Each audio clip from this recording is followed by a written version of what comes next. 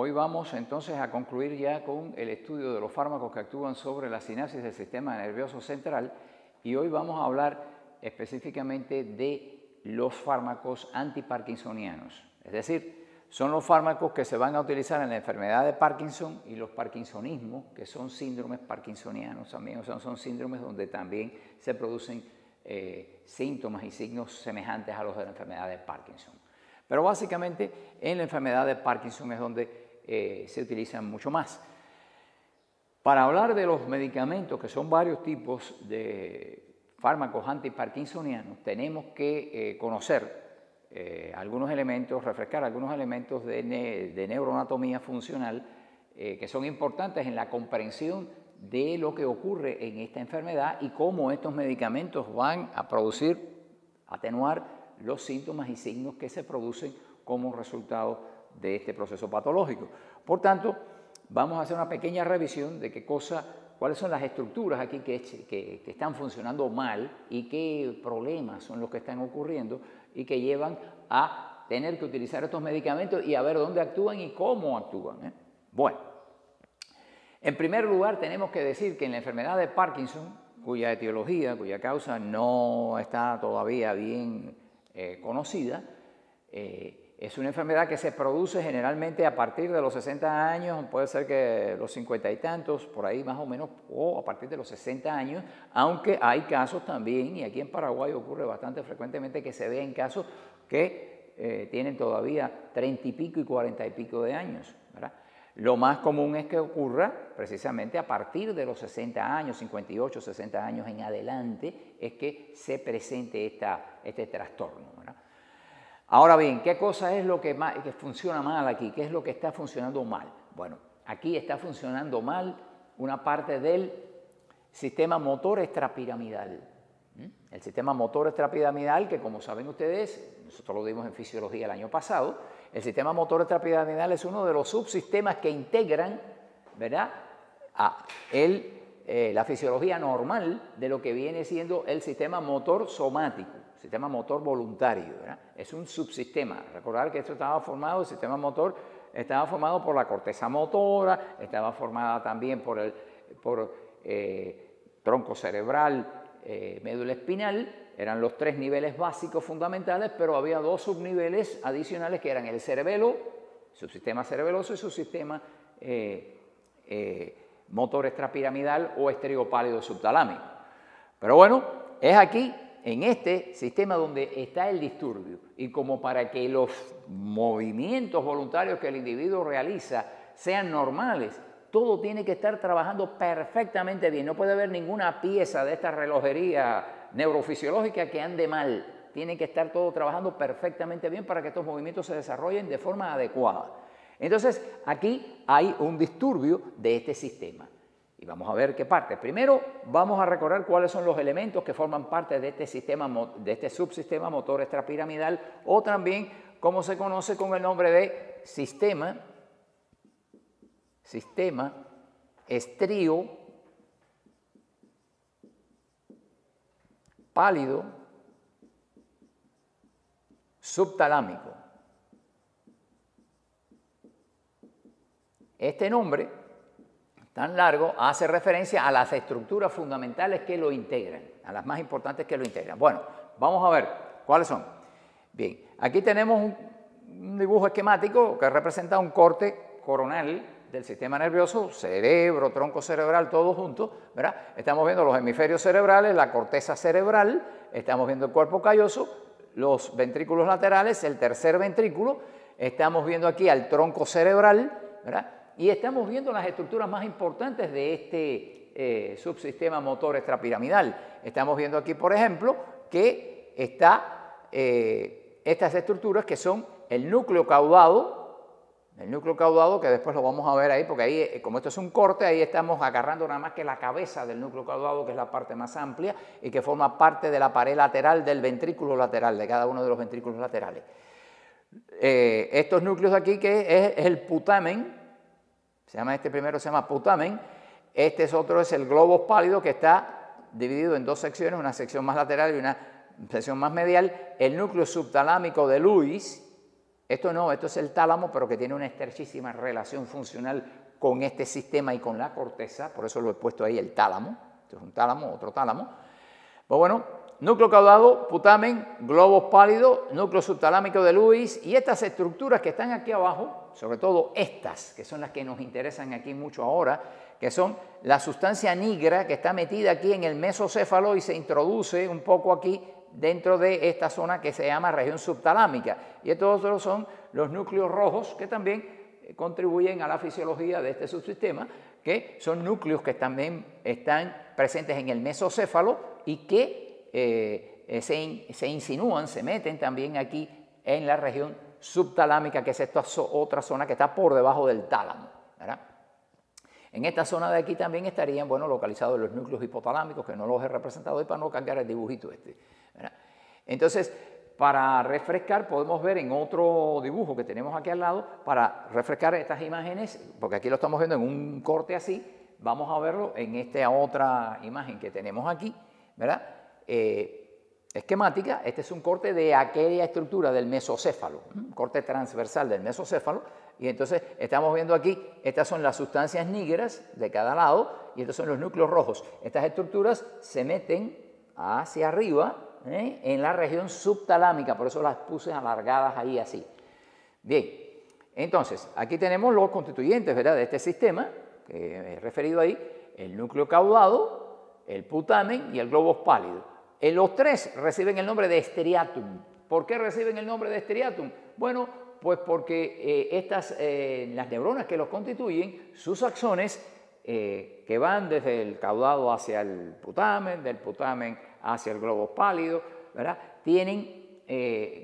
son muchos fascículos de axones de esas neuronas que se interconectan unas con las otras por sinapsis y tienen un gran número de glías interfasciculares que aportan mielina y le dan un aspecto estriado de estrías, como si fueran unos mechoncitos que no los he representado en ese dibujo, pero son muchos mechoncitos que van desde el caudado al putamen, del putamen al globus pálido hacia sus dos secciones y le da ese aspecto estriado. Por eso se le llama striatum a este conjunto de los tres núcleos. Y específicamente recordarán ustedes de anatomía que el putamen y el globus pálido, estos dos, reciben el nombre de núcleo lenticular, ¿verdad? Bueno, el otro componente era la sustancia negra, el núcleo rojo, la formación reticular subtalámica y el núcleo subtalámico de Lewis. La formación reticular subtalámica sería un conjunto de neuronitas que hay en esta región aquí, rodeando el núcleo subtalámico, delante ahí por la región prerubral, y la sustancia negra son como si fuera un polvito de pequeñas neuronitas que hay ahí en esa zona de ahí, que no son más que una continuación hacia arriba de la misma formación reticular del mesocéfalo, ¿verdad? Pero bueno, que es lo que se denomina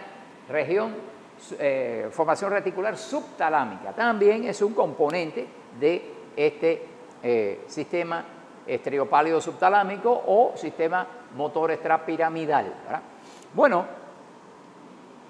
¿en qué consiste este problema? Bueno, mire, estamos representando al núcleo caudado, porque allí nada más que estamos viendo la cabeza en un corte. El núcleo caudado es un enorme núcleo de sustancia gris que va desde la región frontal y se prolonga por toda la región frontal, parietal, temporal, se insinúa un poco en la región occipital y se mete en la región temporal. Es un núcleo enorme, aquí lo he representado como una gran coma, esquemáticamente. Este sería el putamen con sus dos secciones. Estas secciones así separadas porque por ahí pasan muchas fibras de estas que les decían que le dan el aspecto estriado y se ven como unas bandas así, separándolos en secciones. Aquí hemos representado el núcleo subtalámico de Lewis, la sustancia negra y el núcleo rojo y la formación reticular subtalámica que estaría también por toda esta región de acá. Y aquí hemos representado la corteza motora con el área 6, que es la región premotora, y el área 4. Bueno, ¿por qué toda esta explicación? Porque, bueno, aquí en la enfermedad de Parkinson no se sabe bien por qué razón. Hay muchas hipótesis y demás, pero bueno, no viene al caso. La cuestión es que se produce una progresiva muerte neuronal y pérdida de neuronas de la sustancia negra. La sustancia negra va a tener una extraordinaria importancia porque de aquí la parte compacta de la sustancia negra. Hay una parte que se llama pars reticulada, otra pars compacta. De la pars compacta, esta parten los axones de estas neuronas, vienen a hacer, o sea, ascienden, ¿verdad?, toda esa zona de ahí, y vienen a hacer sinapsis aquí. Vienen a hacer sinapsis con neuronas que están en el striatum, ¿verdad? Y estas fibras que parten son los axones de neuronas, ¿verdad? Estas se llaman vías nigroestriatales, porque parten de la sustancia nigra hacia el striatum, que es todo esto, ¿verdad? Entonces, estas fibras tienen una tremenda importancia. ¿Por qué? Porque estas fibras liberan como neurotransmisor aquí dopamina.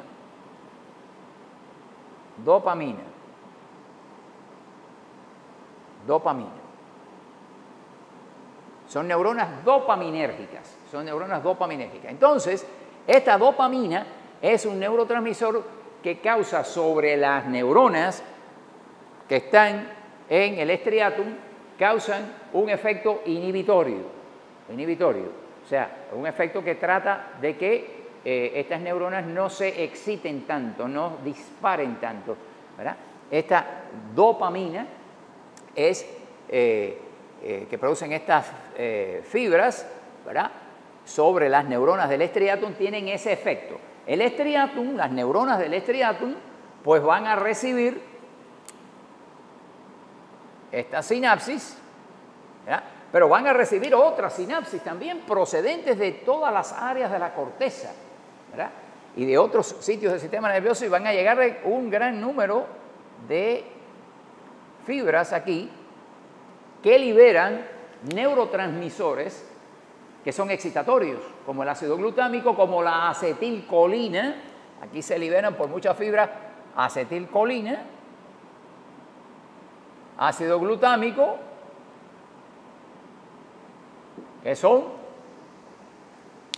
neurotransmisores excitatorios, ¿verdad? Por tanto, vamos a tener que, por este tipo de incidencia, y aquí estoy representando una de estas neuronas, ¿verdad?, estas neuronas van a tener en determinados momentos un bombardeo de estímulos excitatorios, de acetilcolina, también de ácido glutámico, etcétera, y también un bombardeo constante de dopamina, que lo que hace es jugar en el sentido de la depresión.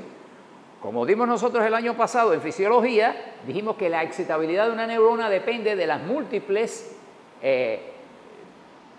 influencias excitatorias e inhibitorias que en un momento dado incidan sobre sus membranas, ¿verdad? Entonces, lógicamente, esto es como si fuera una balanza aquí, como si fuera una balanza donde vamos a tener que, por un lado, va a haber influencias como las de las fibras nigroestriatales, que son inhibitorias, y por otro lado vamos a tener influencias aquí, como son las fibras estas colinérgicas y de ácido glutámico, que son excitatorias. Normalmente existe un equilibrio entre estas influencias excitatorias que llevarían la balanza hacia acá, hacia la excitación, y esta otra que llevaría la balanza hacia acá, hacia la inhibición de estas neuronas. Existe una regulación que permite que la salida que se va a producir aquí de impulsos nerviosos, ¿verdad?, la salida que se va a producir aquí de impulsos nerviosos por estas cadenas de neuronas,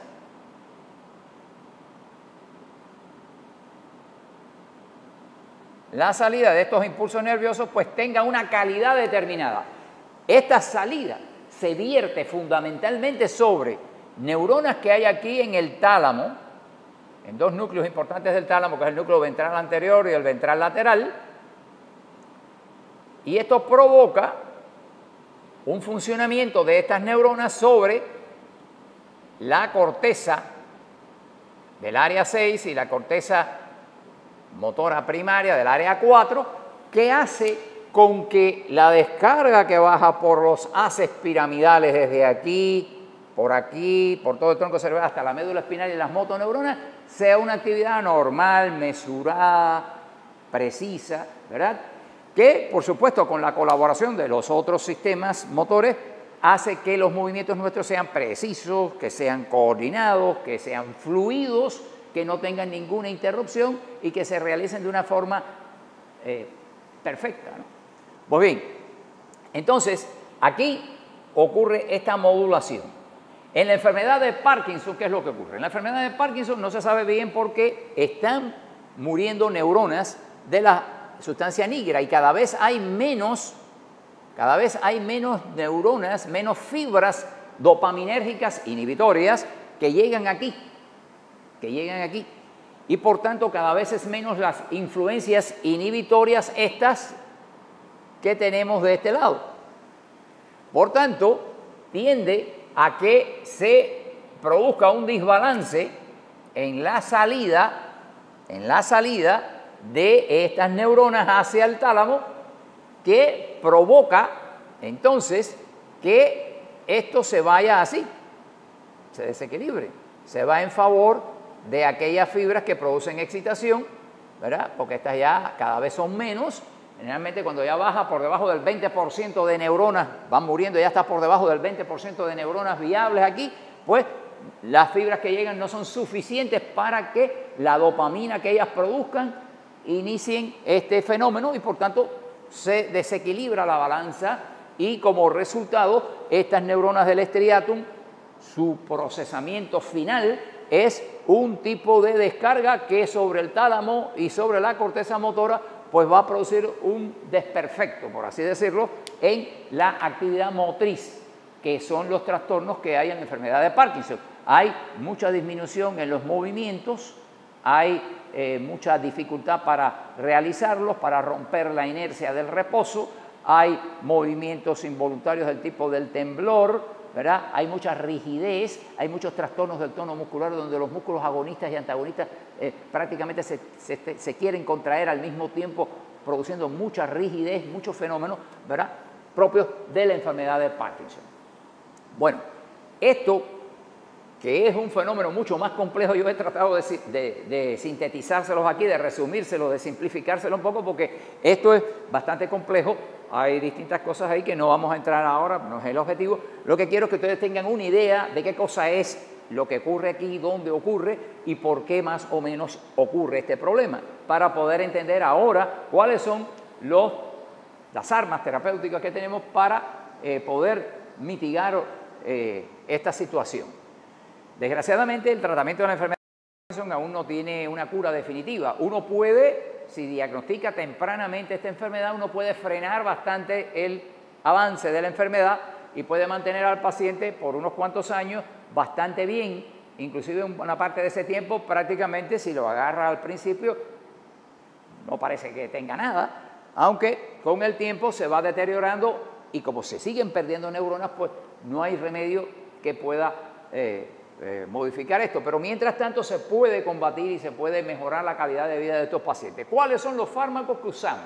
Bueno, estos fármacos, vamos a tener aquí varios grupos. Tenemos aquí el grupo de la levodopa-carbidopa, el grupo de los inhibidores de la MAO, de la monoamino oxidasa B, no es la misma monoamino oxidasa de los que estudiamos en los antidepresivos, es la monoamino oxidasa B, porque aquellas son los inhibidores de la monoamino oxidasa A. Tenemos los agonistas dopaminérgicos, tenemos la amantadina, tenemos los inhibidores de la enzima catecol-ortometiltransferasa y tenemos también algunas drogas antimuscarínicas especiales para utilizar aquí en el Parkinson. Bueno, empecemos con la levodopa asociada a la carbidopa, ¿verdad? Este es un arma muy útil en el tratamiento del Parkinson y que precisamente va al problema fisiopatológico directo, funcional, que se produce por el déficit de dopamina ahí en las neuronas del striatum, que cada vez van desapareciendo más y no pueden aportar una cantidad de dopamina adecuada. La levodopa es un aminoácido que es un precursor de la dopa. Entonces, como ustedes saben, la dopa se produce en estas neuronas, que dopaminérgica se produce a partir del aminoácido tirosina. El aminoácido tirosina se convierte en dihidroxifenilalanina, después se convierte en dopamina,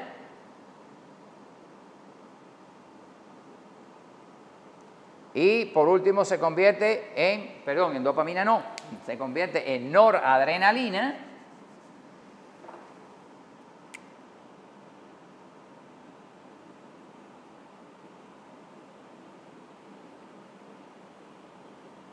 Esto sería en una neurona que sea noradrenérgica, pero en las neuronas que son dopaminérgicas no hay la enzima que convierte esto en noradrenalina y se queda como dopa, dihidroxifenilalanina o dopamina.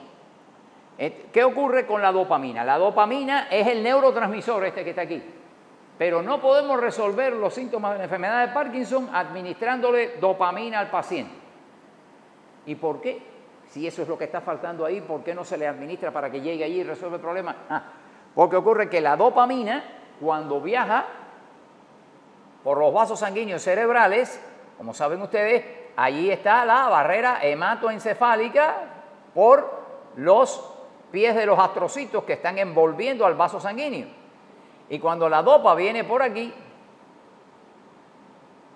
la dopamina, perdón, viene por aquí, pues sencillamente no puede atravesar la barrera hematoencefálica, es de vuelta de nuevo, la barrera hematoencefálica la rechaza y no pasa al organismo, sino que actúa en receptores dopaminérgicos extra sistema nervioso, produciendo toda una serie de trastornos, puede producir taquicardia, puede producir trastornos gastrointestinales, puede producir montones de efectos periféricos. Entonces, no podemos dar la dopamina, que es lo que está faltando aquí. Entonces, lo que hacemos es que damos un precursor de la dopamina, que es el aminoácido L-dopa, ese que está ahí. El aminoácido L-dopa. La L-dopa sí atraviesa la barrera hematoencefálica. No tiene ese problema, atraviesa y va a parar hasta estas neuronas acá, ¿verdad? Entonces, aquí adentro hay una enzima que se llama dopa de carboxilasa, que es la que convierte a la dopa en dopamina. Esto ocurre dentro de la neurona. La dopa de carboxilasa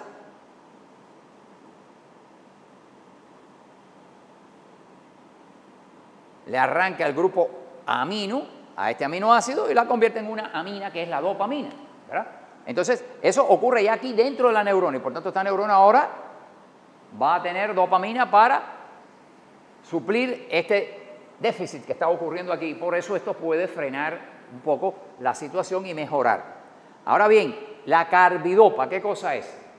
Bueno, el problema está en lo siguiente. Al principio, cuando no se conocía muy bien esto, se hacían tabletas, comprimidos de dopa, de L-dopa. Y entonces ocurría que había que poner una cantidad bastante grande de L-dopa en el comprimido. ¿Por qué? Porque esta enzima, dopa de carboxilasa, no solamente está aquí en las neuronas, eso es ya dentro del sistema nervioso donde tiene que actuar la cosa, sino que también existe en el hígado y en montones de tejidos periféricos. Entonces, cuando usted daba la pastilla, a donde primero iba a parar era al hígado. Ahí le agarraba la dopa de carboxilasa de los hepatocitos, la agarraba y la cantidad de dopamina que quedaba, o sea, la cantidad de L-dopa que quedaba, una buena parte se convertía en dopamina y entonces quedaba muy poca L-dopa que pudiera venir por aquí y atravesar la barrera hematoencefálica para sufrir esto. Se quedaba por el camino por acción de la dopa de carboxilasa periférica. Entonces, cuando se descubrió esto, se creó este fármaco, la carbidopa, que es un bloqueador. Es un bloqueador, lo que hace es bloquear a la dopa de carboxilasa. La bloquea irreversiblemente y entonces sencillamente aquí en la periferia, antes de llegar al sistema nervioso, mientras está viajando por todo el organismo dando vueltas, en una de esas vueltas llegará allá al cerebro, ¿verdad? Cuando está por esos territorios, la dopa no es transformada a dopamina y se queda como L-dopa. Y por tanto, ahora se puede poner menos cantidad, del fármaco y la biodisponibilidad completita de este fármaco va a llegar precisamente aquí a la circulación cerebral y pasar a través de la barrera hematoencefálica y llegar a la neurona para suplir este defecto. Por eso se da con la carbidopa. Y ustedes me dirán, bueno, ¿y si la carbidopa también me bloquea la dopa de carboxilasa que tiene la neurona, no me va a disminuir dentro de la neurona la dopa? No, porque la carbidopa no atraviesa la barrera hematoencefálica. La carbidopa cuando viene por aquí acompañando a la dopa no pasa para acá. Es de vuelta igual que el caso de la dopamina. Es de vuelta hacia adentro y no pasa. Por tanto, con la con la carbidopa se garantiza de que se bloquee nada más que la dopa de carboxilasa periférica, única y exclusivamente. Entonces, es muy bueno por eso. Y entonces se pudo disminuir bastante la cantidad de L-dopa en las pastillas, de manera tal de que no había entonces esos efectos periféricos de la dopamina, etcétera, etcétera, que ocurrían antes cuando se daban tabletas de L-dopa solamente, ¿verdad? Hay otros productos también, hay por ejemplo L-dopa combinada con benseracida. La benseracida es otro bloqueador de la carbidopa, pero hoy en día se utiliza más la carbidopa como bloqueador, ¿verdad? Hay un producto que se llama Cinemet, que es también una asociación de levodopa con benseracida. La benseracida es un similar de la carbidopa, hace el mismo efecto. Bueno, ese es el caso de este medicamento.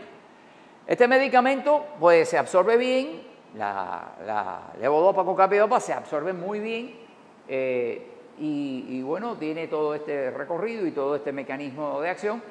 El problema está que cuando se lleva un tiempo utilizando la levodopa, pues se pueden producir fluctuaciones porque hay veces que disminuye en determinado horario, disminuye la cantidad de L-dopa circulante y esto puede producir que el paciente tenga una disminución en los movimientos, ¿verdad? Se le bloquean un poco los movimientos, se pone rígido. Otras veces está muy concentrada y se producen fenómenos en los cuales pueden aparecer algunos movimientos involuntarios, ¿verdad? Esto se le llama fenómenos on-off, que ocurren generalmente ya cuando van disminuyendo las neuronas dopaminérgicas, ¿verdad? Y se producen estas fluctuaciones en las concentraciones de la dopamina en el striatum, ¿verdad? Entonces, esto es algo que es casi inevitable que ocurra en algún momento de la evolución de la enfermedad. Otras reacciones secundarias que puede tener la L-dopa, pues hay veces que puede producir alucinaciones, puede también dar trastornos gastrointestinales, ¿verdad? Un poco de anorexia, a alguna gente le da un poco de falta de apetito, molestias abdominales, ¿verdad? Y generalmente puede producir, en algunos pacientes se ha visto que puede producir alucinaciones porque estimula en otras partes del sistema nervioso, en el sistema límbico, por ejemplo, estimula receptores dopaminérgicos que tienen que ver con la actividad emocional y la persona puede tener alucinaciones, ¿verdad? Fenómenos de este tipo también se ha visto que puede ocurrir. Pero bueno, es un medicamento que es extraordinariamente útil para la enfermedad de Parkinson, sobre todo cuando todavía no está demasiado avanzada, ¿verdad? Vamos a pasar a ver otro grupo de medicamentos, los inhibidores de la monoamino oxidasa B. Este tipo de fármacos no es como los inhibidores de la monoamino oxidasa que dimos en los antidepresivos. Sucede que los inhibidores de la monoamino oxidasa, los IMAO, que inhiben a la monoamino oxidasa A, estos son los que biotransforman, ¿verdad?, a las monoaminas como la noradrenalina y la serotonina. Pero hay también, eso es una enzima intramitocondrial, hay también una enzima intramitocondrial, o sea, las monoamino oxidasas tipo A. Las monoamino oxidasas tipo A son las que metabolizan a estos neurotransmisores y son bloqueadas por los imaos A. Ahora bien, las monoaminooxidasas B, que están también dentro de la mitocondria, no metabolizan tanto a estos y son más selectivos de metabolizar a la dopamina. O sea que las monoaminooxidasas B lo que hacen es metabolizar a la dopa. ¿Verdad? Y entonces, si uno bloquea con estos medicamentos la selegilina, fue el primero que salió, después vino la rasagilina, ¿verdad? Si tú bloqueas aquí a la monoaminooxidasa B, pues vas a aumentar, porque esta monoaminooxidasa B transformaría en un subproducto a la dopa. Entonces, si la bloqueas, pues va a aumentar la concentración de dopa, que no va a ser metabolizada tan rápido, y esto puede influir en que haya más dopa ahí en el sistema límbico, extrapiramidal, y supla el defecto de neurotransmisores que hay. Bueno, pues estos medicamentos, selegilina y rasagilina, se utilizan, deben de utilizarse cuando está el Parkinson en sus estadios iniciales, cuando es un diagnóstico bastante precoz, hace poco tiempo que está comenzando con estos problemas, ahí es el momento mejor de utilizarlo. Es el mejor momento de utilizarlo, ¿verdad?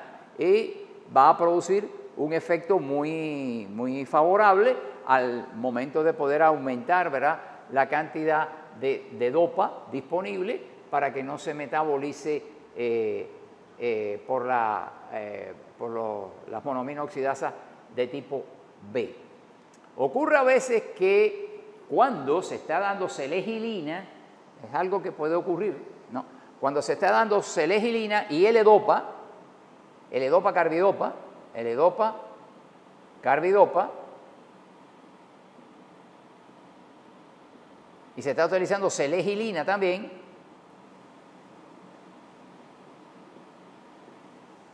pues que se puede, ¿cómo se llama? Si la dosis es muy alta de selegilina, ¿verdad? Pues lo que puede ocurrir es que entonces la biotransformación que ocurra haga que aparezcan metabolitos semejantes a las metanfetaminas y a la anfetamina, ¿verdad? Y esto puede producir a veces, por supuesto, hipertensión arterial y demás, que si el paciente es hipertenso, imagínense ustedes el problema que puede ocasionar, ¿verdad? Entonces, bueno, eso ocurre solamente cuando las dosis de selegilina son muy altas, ¿verdad? Y se puede producir este efecto secundario, ¿verdad? Con la rasagilina no ocurre eso. La rasagilina tiene un efecto potenciador, igual que la selegilina, por bloquear a la MAO tipo B, aumenta mucho el efecto de la la concentración de dopamina, y bueno, no tiene el defecto de que si aumentas un poco la dosis, se te vayan a formar metabolitos tipo anfetamina y dextroanfetamina y demás, que puedan producir hipertensión arterial, excitabilidad, incluso hasta convulsiones, ¿verdad? Tiene esa ventaja. Pero bueno, la selegilina es muy útil y la rasagilina sobre todo son muy útiles, vuelvo y repito, cuando el Parkinson está en sus etapas iniciales. Voy a saltar un momento aquí a este grupo. Vamos a ver después el grupo 3. Vamos al grupo 4 un momento, a la amantadina. La amantadina es una sustancia antiviral, ¿verdad?, que inhibe a determinados virus, pero que accidentalmente se descubrió que tenía acción beneficiosa sobre pacientes parkinsonianos que estaban, por ejemplo, con alguna virosis o algo, como catarro, una gripe o algo, le estaban dando amantadina y veían que mejoraban, ¿verdad? Entonces, se descubrió que la amantadina es una sustancia que, sobre todo, hay básicamente dos preparados. Está el preparado que se llama sulfato de amantadina y clorhidrato de amantadina. Para mí el más útil es el sulfato de amantadina, que se produce, por ejemplo, hay un laboratorio que lo produce con el nombre de PKMERS, que ahora aquí en Paraguay no sé qué es lo que está pasando, que hace siglos que no se le ve a la amantadina, el sulfato de amantadina, del PKMERS, muy bueno, sulfato de amantadina. Esta amantadina es una sustancia que se vio que tiene efectos también muy beneficiosos sobre la fisiopatología aquí del Parkinson, ¿verdad? Por ejemplo, tiene un efecto muy importante y es que va a bloquear muchos receptores que hay aquí en estas neuronas del ácido glutámico. Como este es uno de los ácidos que produce aquí excitación, ¿verdad? Y me produce el desbalance con la falta de dopamina, pues sencillamente si yo bloqueo los receptores de ácido glutámico, hay un tipo de receptor de ácido glutámico que es bloqueado por esta sustancia, que es el receptor de ácido glutámico NMDA. Son las siglas, eso quiere decir N-metil D-aspartato. Son unos receptores de ácido glutámico excitatorios. Cuando el ácido glutámico se une ahí en una neurona que tenga este receptor, la excita, ¿verdad? Por eso era una de las incidencias excitatorias que recibía el striatum y que en el curso de este problema que falta la dopamina, que es inhibitoria, pues sería un contribuyente a desestabilizar. Pues bueno, tiene esta ventaja, que produce una disminución, o sea, un bloqueo de los receptores de N-metil de aspartato, que son receptores que van a producir, o sea, van a estimular al ácido glutámico, y entonces, por tanto, al bloquearlo se quita ese componente excitatorio, ¿verdad?, que hay también. La amantadina tiene también acciones directamente estimuladoras, dopaminérgicas. Actúa estimulando a los receptores de dopamina. Estos receptores de dopamina que hay ahí, que son receptores ligados a proteína G también, son estimulados también por la amantadina. O sea que vamos a tener que la amantadina nos va a producir estímulo de los receptores dopaminérgicos, por tanto, aún sin dar dopamina, es como si fuera la dopamina misma, me va a bloquear uno de estos receptores que están aquí, ¿verdad?, que son los receptores estos de ácido glutámico, que son excitatorios, y tiene cierta acción también bloqueadora colinérgica. No tanta, pero también tiene cierta acción bloqueadora colinérgica. Por tanto, juega muy bien en este balance, en este desbalance que se ha producido aquí, tratando de enderezarlo un poquitito y que la salida que salga por acá sea una salida adecuada, fisiológica, y que no se perturben los movimientos en el paciente, ¿verdad?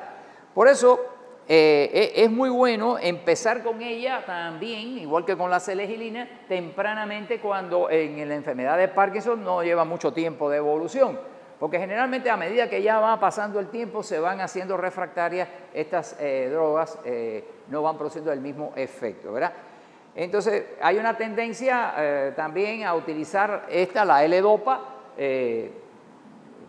bueno, no empezar directamente ya con L-Dopa, a no ser que sea un parkinsoniano que usted se diagnostica, que ya lleva tiempo así y que va a empezar tratamiento ahora, de hace mucho tiempo ya está así. Bueno, sí, usted puede empezar ya con esto directamente, pero si no, es preferible dejar la L-Dopa para un poquito más adelante, porque si no, muy rápidamente va a producirse el acostumbramiento o vamos a decir la inefectividad que la L-Dopa, con los cambios que va a producir on-off, estos que decía, por las variaciones en las concentraciones, y va a causar problemas. Entonces es mejor, a mí me ha dado muy buenos resultados, comenzar entonces con la amantadina y la selegilina, por ejemplo, de inicio.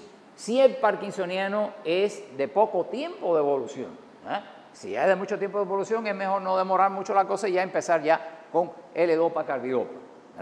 Bueno, ese sería el caso de la amantadina. Vamos ahora al grupo 3, que lo habíamos dejado aquí. En este grupo 3 son los agonistas de los receptores dopaminérgicos. Estas son sustancias que actúan exclusivamente como agonistas de los receptores dopaminérgicos, como si fuera la misma dopamina la que estuviera actuando sobre estos receptores aquí para modular esta excitabilidad. Bueno, aquí tenemos varios. La bromocriptina, que es un derivado de la ergotamina, del conozuelo del centeno. La ergotamina es una sustancia derivada del conozuelo de centeno, una sustancia antimigrañosa, ¿verdad? Pero que hay varios derivados de la ergotamina, entre ellos la bromocriptina. La bromocriptina también se utiliza para combatir cuando hay en mujeres que tienen, por ejemplo, galactorrea por aumento de la producción de la hormona prolactina en la adenohipófisis, que estimula entonces a la glándula mamaria a secretar leche. Hay veces que hay esos desajustes en las mujeres y se puede utilizar la bromocriptina, tiene también bloquea precisamente receptores, o sea, es agonista de receptores dopaminérgicos allí que bloquean esta situación. Ahora bien, la bromocriptina, tenemos el pramipexol. Aquí hay en Paraguay una marca de pramipexol muy buena, que es el Cifrol. Lo hay de 0,5, de 1,5 miligramos, hay de varias dosificaciones, ¿verdad?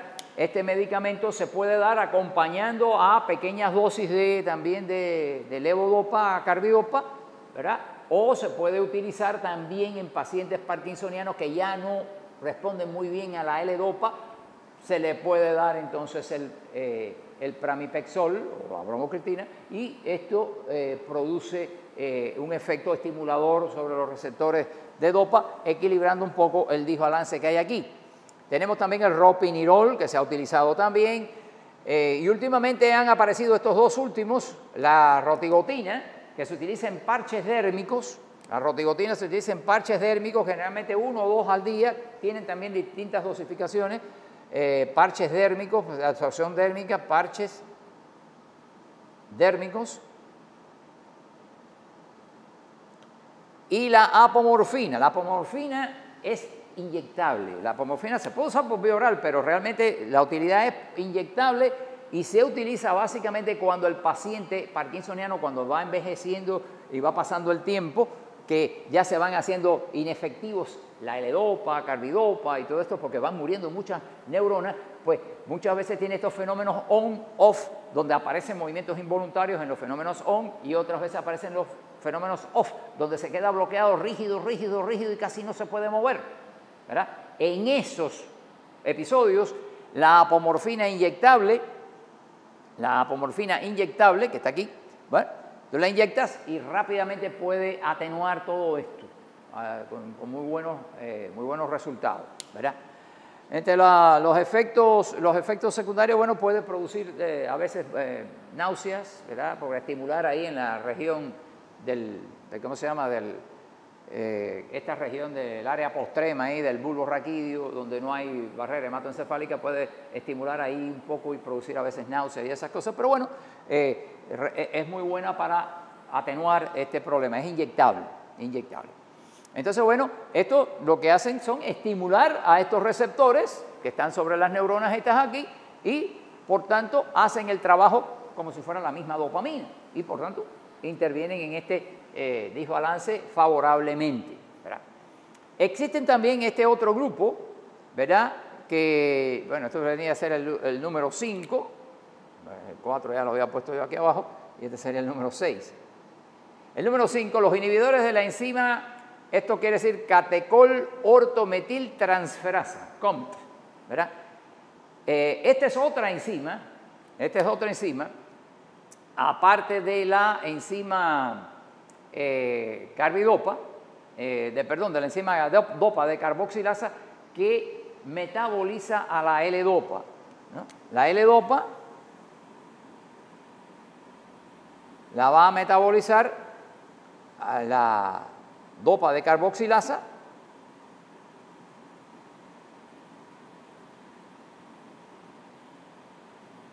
la va a metabolizar también la catecol ortometiltransferasa, catecol ortometiltransferasa.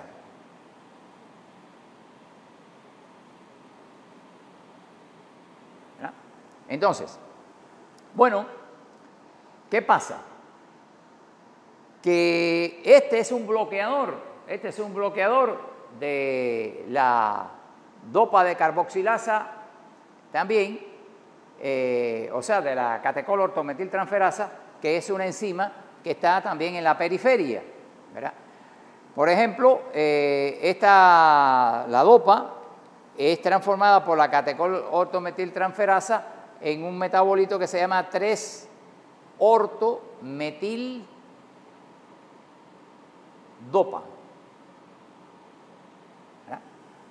Esta es una vía menor. Generalmente esta es la vía que más metaboliza a la L-dopa. Pero cuando nosotros utilizamos L-dopa, que hoy en día se utiliza así, con carbidopa,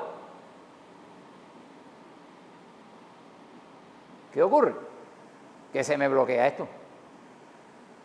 ¿Verdad? Entonces ahora la dopa tiende a ser metabolizada en la periferia más por esta enzima que entonces toma más preponderancia porque es prácticamente la única que la está transformando y entonces aumenta mucho este metabolito. ¿Y cuál consecuencia tiene? Bueno, que este metabolito puede competir con la dopamina, ¿verdad? Esta 3-ortometil dopa puede competir en atravesar, ¿verdad?, con más facilidad la barrera hematocefálica que la misma dopamina, perdón. Y entonces el problema es ese, ¿verdad? O sea, que la misma L-dopa, perdón, la misma L-dopa. Y entonces vamos a tener este problema que no nos va a permitir a nosotros, o sea, nos va a dar un contrafuego por ahí con este tipo de eventos. Entonces, bueno, claro, también hay una cosa, hoy en día se están utilizando bastante poco, lo mencionamos porque son fármacos que se utilizan, pero no se utilizan ya tanto porque se ha visto que esto, el tolcapone y la entacapone, que son los principales fármacos de este grupo, se ha visto que pueden dañar el hígado y producir hasta una necrosis hepática aguda, que eso es fulminante, que eso es realmente fatal. Entonces, hoy en día se utilizan bastante poco por el hecho de que han tenido este inconveniente. Por último, entonces, vamos a hablar de los antimuscarínicos. Son bloqueadores de los receptores muscarínicos de acetilcolina del sistema nervioso central, aunque pueden actuar también periféricamente, pero básicamente del sistema nervioso central. Aquí tenemos el triexifenidilo y tenemos también el biperideno. Estos fármacos tienen el principio de bloquear a los receptores muscarínicos para la acetilcolina que pueda haber en estas neuronas y por tanto van a interferir con la acción de la acetilcolina, que es una acción estimuladora aquí, ¿verdad? Entonces van a trabajar en favor de la acción de la dopamina. Si estamos dando algún dopaminérgico o la misma L-dopa, pues esto va a favorecer la acción y que se equilibre un poco el desbalance que ya hemos visto que se produce en esta enfermedad. El problema es que tienen también efectos muscarínicos periféricos también, que pueden producir incluso también en el mismo sistema nervioso central, a nivel del sistema límbico, en neuronas que tienen receptores muscarínicos, pueden producir también bloqueos y pueden producir trastornos también alucinatorios, pueden producir resequedad de las mucosas, bastante resequedad de las mucosas y bastante... por ejemplo, puede producir también trastornos gastrointestinales en el sentido de que disminuyen las secreciones gástricas, disminuye también el peristaltismo intestinal y estos pacientes pues generalmente tienen tendencia a ser constipados y tener problemas de esta índole y esto puede también perjudicar un poco, pero bueno, se pueden utilizar en pequeñas dosis también para combatir un poquito. Se ha visto que el triexifenidilo tiene más acción porque todos estos medicamentos que hemos visto se revierten en que el paciente tenga menos rigidez, tenga más fluidez de movimiento y menos rigidez, que es lo que limita al parkinsoniano y lo tiene ahí sentado en una posición que casi no se mueve, que no tiene movimientos posturales muy amplios. Estos medicamentos actúan ahí. Pero el triexifenidilo se ha visto que es más específico, reduce más el temblor de la enfermedad de Parkinson, es un poquito más efectivo que los demás para el temblor de la enfermedad de Parkinson. Bueno, esto era lo que teníamos en relación con los fármacos que actúan sobre la sinapsis del sistema nervioso autónomo, específicamente estas sinapsis dopaminérgicas que son las que perturban el funcionamiento en la enfermedad de Parkinson del paciente. Entonces esperamos que con esto por lo menos puedan tener ustedes una idea más aproximada de la utilidad y los principios de sus mecanismos de acción de estos medicamentos. Y con esto pues me despido de ustedes ya.